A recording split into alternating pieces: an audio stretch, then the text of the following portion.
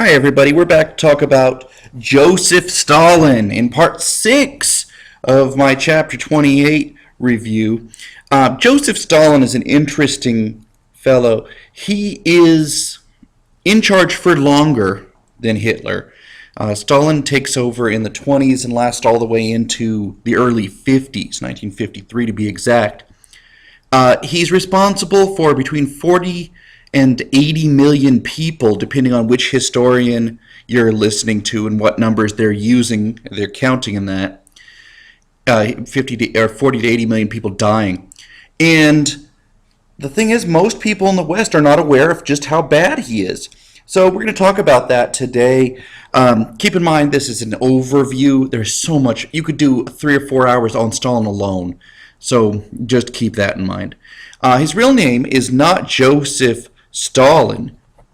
His real name is Joseph Duga Vasily. He's the son of a shoemaker. His mom wanted him to be a priest. He is unsuccessful at those jobs.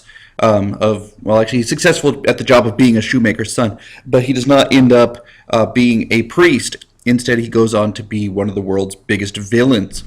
I listed down his country as the USSR, which hopefully you remember stands for the Union of Soviet Socialist Republics.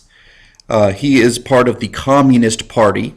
Originally, he was a Bolshevik, a follower of Lenin's, but they changed the party name in the early 20s to Communist. He wasn't clicking for a second. Anyway, he was a revolutionary early on in life. Served some time in prison. Actually was sent to Siberia for working against the Tsar to undermine him. He was a friend of Lenin's. Keep in mind that Duga Vasily was his criminal name. It was his alias. You don't want to use your real name when you are working to overthrow the Tsar. So he chose one that makes him sound cool. He chose one that is Man of Steel. And frankly, that is pretty cool. He is not making a reference to Superman, by the way. Superman actually comes after Stalin. He would not have known. And plus, it's not a direct translation anyway. So just go with it. He believed that a communist society must have a powerful leader to remain strong. And I wanted to kind of throw this out there because he is not a true Marxist communist. A Marxist would believe the workers need to share all the power equally. Lenin had a special brand of communism for basically going a different direction with it, where he was going to need to be in power for a while, acting as the leader so that they could get everything on track. And of course, he relinquishes his power after he dies. There's a power struggle between Lenin and not Lenin, Lenin's dead. There's a power struggle between Leon Trotsky, the leader of the Red Army, and Stalin. Stalin was not Lenin's pick to lead the party. In fact, it was the other way. He wanted Trotsky to lead. Lenin was concerned, despite this fact. I'm going to go back for a second. Look at how happy they look in this picture. Look at Lenin's happy face. Look at Stalin looking all like, hey, what's up, guys? Lenin was suspicious of Stalin. He said, Stalin has amassed great power in his hands, and I am not sure that he always knows how to use that power responsibly. And essentially, he's given the Spider-Man speech. With great power comes great responsibility. And he don't think Stalin's got that responsibility. He thinks Stalin is kind of a lowlife. Stalin was, as I implied, a lower class guy. He was not an intellectual. Lenin liked that about him, actually. Lenin liked the fact that Stalin was like the kind of people that Lenin was trying to attract. Lenin knew that he could not connect on the same level that a guy like Stalin could. But he also felt that Stalin was sometimes a little unstable. For example, during the Russian Civil War, the Reds are fighting the Whites, of course. Stalin kills some of the wrong people. And they say, Stalin, you're going to get in trouble for this. He says, no. They said, what are you talking about? You killed those guys. He goes, no. Death solves everything. No man, no problem. And if you understand that about Stalin, and combine that with the idea that Stalin is incredibly paranoid, those two things will guide you to being able to guess the decisions he makes for the rest of his life. I put some propaganda posters at the bottom here. On the right, you've got a Stalin picture showing, hey, look, families love Stalin. Look at that, I guess, little girl who's trying to climb literally into the wall. Over here, you have children adoring Stalin. Now, footnote, there is at the top here a caption that does not match down here as well. It looks like a slightly different font. That is because the original intent of this propaganda poster has been modified, and they've put in different language. Now it says, thank you, Stalin, for killing our parents. That would not have been the original version. I just wanted to point that out. I left it in as kind of a joke slash reference that most people probably wouldn't get, so that way my Russian students can feel knowledgeable. There is Stalin, young Stalin. There is Trotsky, and then in the middle is Lenin. They are not BFFs.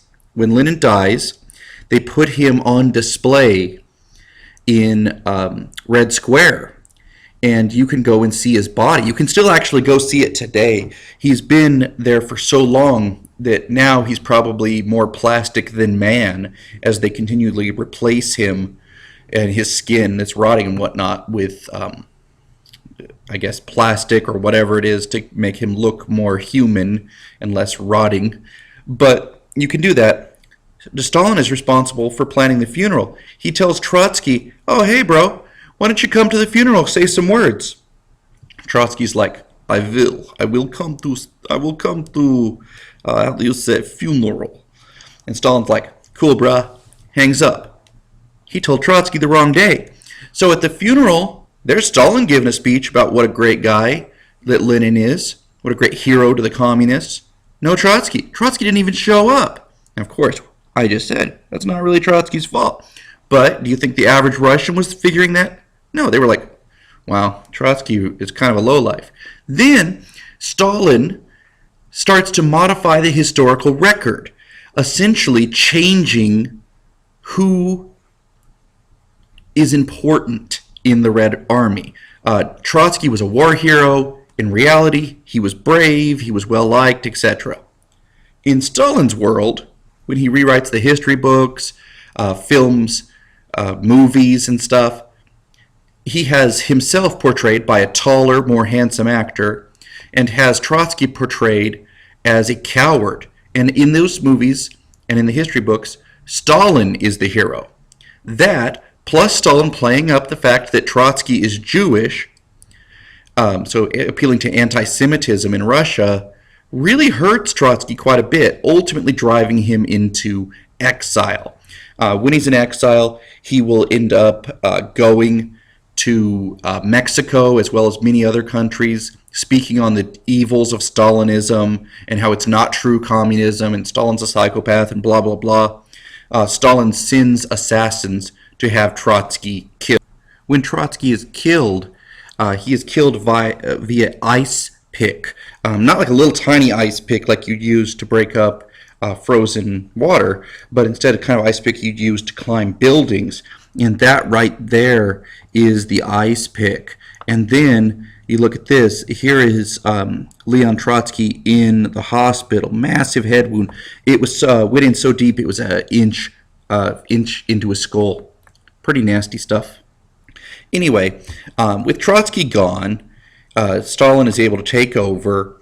Like I said, he photoshops before there is a Photoshop. He is removing people from photos that he does not want in the historical record anymore to be identified with. The famous examples are things like this. And what he would do is put these guys on trial and make them confess to crimes they didn't commit. This is if they were unlucky. If they were lucky, they got exiled. And he would force them to confess by either threatening their families. This guy legally made it a law to be related. Let me start that sentence again. He illegally made it against the law to be related to a criminal. So you could put your family in danger as well if you broke the law, or he could use it to threaten people and say basically, hey, confess in front of the world or your family gets it. They also use torture as well, and you actually can find many Stalinist era confessions that have blood stains on them. They figured that out through forensic analysis. The symbol is the hammer and the sickle. The hammer representing the industrial worker, the sickle representing the agricultural worker. And despite the fact that the communists had hated the secret police of the Tsar, the Okhrana, were what they were called, you see the NKVD take over. And this is going to be rebranded shortly after Stalin as the KGB, basically their undercover thugs. Some Soviet propaganda here, I just threw it in here. It shows Vladimir Lenin sweeping away the monarchs, the capitalists, and the church. Remember, the communists are atheists, owing back to Karl Marx's famous axiom that religion is the opiate of the masses. In other words, it's a distraction, it's unnecessary. Here you have some socialist realist art. It shows the dominance of the worker. This one shows a little boy. Oh, he's on the streets of America. Look at that poor little boy. Over here, he looks so sad. He's so talented. You could tell because he's holding a violin. And then, in the Soviet Union, he is Tsar. Because to each, according to their abilities, they decide who is going to be what. So he's going to end up there. So the goal of Stalin's social realist art is to emphasize the power of the worker. Now, you might think that's a little hypocritical. Stalin himself is keeping the worker down. Stalin is living the life where he can have whoever he wants arrested. He can order the executions of anyone, massive amounts of arrests all over the Soviet Union.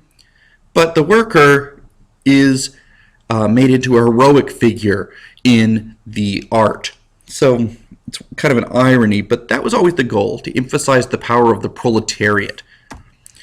The military goals were to protect the Soviet Union from Western aggression.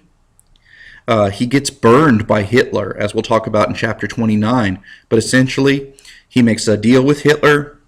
Hitler breaks that deal, and Stalin is under siege. They almost lose. The Russians, the Soviet Union, actually loses more troops than any other army in World War II. And as a result, the Russians and the other Soviet republics are very wary about the West. And Stalin is really going to wall them off, so to speak. That was a little foreshadowing for chapter 30.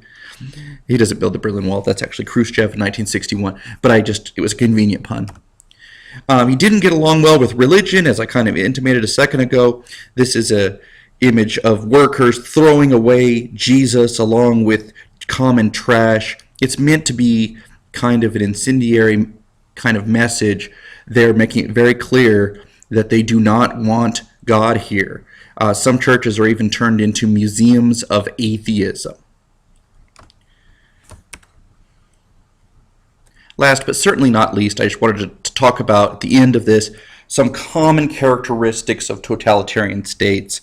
The imprisoning and elimination of enemies, mass rallies, stability at the expense of freedom, and the idea constantly reiterated that the state is greater than the individual. All of these dictators deserve more time, quite frankly. I could do a lot more, but this is just meant to be a basic introduction. If I have time, I'll record one of these that goes into more detail soon. Okay, see you in part 1 of chapter 29. Bye-bye.